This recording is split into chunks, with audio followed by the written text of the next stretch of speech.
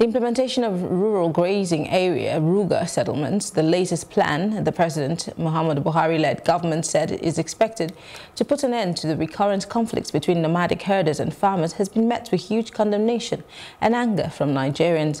The impression in the public domain that Buhari-led federal government wants to force RUGA settlements down the throat of Nigerian states has not gone down well with majority of its citizens. In a sense, this has generated heat and passionate debates on the state and future of the nation. Now, joining us again in the studio, Dr. Kayode, who is a public affairs analyst, a political technocrat, and an aviation safety expert. Now, looking at this RUGA issue, we mentioned it earlier on.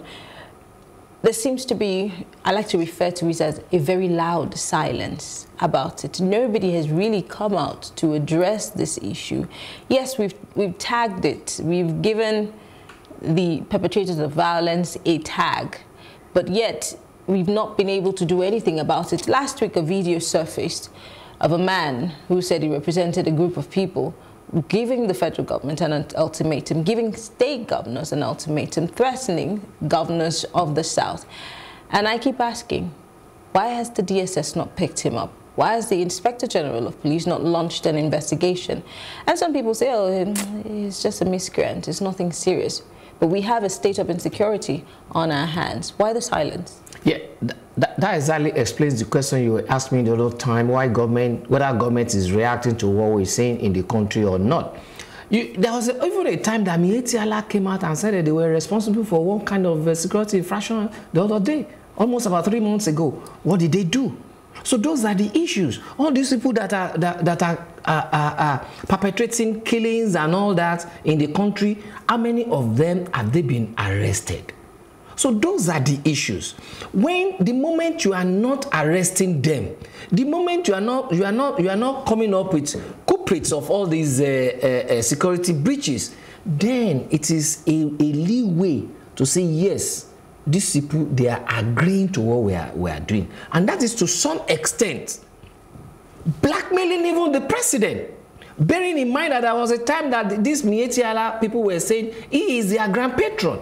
And when these things are being done, I am not being decisive on it, you're not talking about it. Security apparatus, none of them is even talking about it. Even Mark Q, there was a time people were saying, when they analyze all those people that are heading security agencies, they said they are Fulani people. That 90% of them are Fulani people.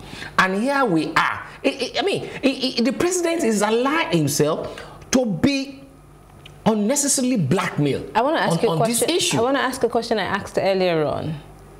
Should we be politicizing or looking at this issue from an ethnic or regional prism instead of looking at it as a state of insecurity?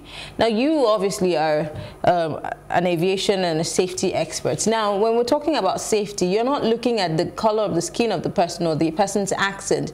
If somebody's in trouble, you go, you know, the first thing is to save the person. Yeah. So why are we not doing that? In this, I mean, because there was a protest in Abuja and we saw how many police officers came out to stop that protest, and you know, it turned out to be a bloody one. Why can't we have that same amount of force used on these people who we don't know who they are, that are perpetrating violence across the nation? The same thing we are still saying. The issue now is, while some of us are saying, look, for instance now RUGA, the issue of RUGA, for me, there's nothing wrong as regards that. But because of some characteristics, some features behind it. Now, when you see some people, have they been able to find those people that went to Baba Falai's farm to go and disrupt? But security agencies have also said, but the security agencies have said that these people are faceless. They don't know them. How can they be faceless? Hence the reason why you can't.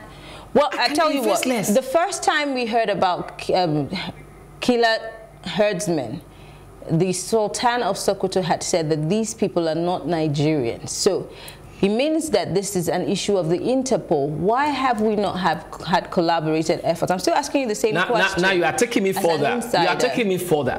There was an interview I granted some time ago, I think early last year. There I said there is a conspiracy theory somewhere. The following day, an ambassador of a particular country came out and Punch carried it. I still have that Punch with me, that yes, there is a conspiracy theory. Not quite a few months later, the president came out and said, these are bandits from Libya, from Mali, from this, from that. And mark you, at that time, he was also the chairman of ECOWAS. So that means he has all the security information as regards West African countries. So to that extent, if those people are now in your country fomenting trouble, how can you say they are faceless? Where do we have what we call security information? Are we now saying that all our security apparatus have collapsed? So it is a signal that even other countries can come around and overrun Nigeria. So I want to ask you the questions that you've been asking me back. How should a country deal with a situation like this? Good. If outsiders come in and disturb your peace? If you were a president for 1 minute or for 1 day, how would you react to this and how would you deal with it without, you know, it's getting out of hand? Good. Number one, I have my Niger concert there. I've always been saying it. How was Osama bin Laden captured? He was captured right away from America. Do you understand? They zoomed into where he was and they sent in their troops. So why can't our Niger concert be giving our security apparatus information? Why can't we deploy drones to all these areas? Why can't we? Do we have these drones? How much can't we buy these drones? How much do they sell drones?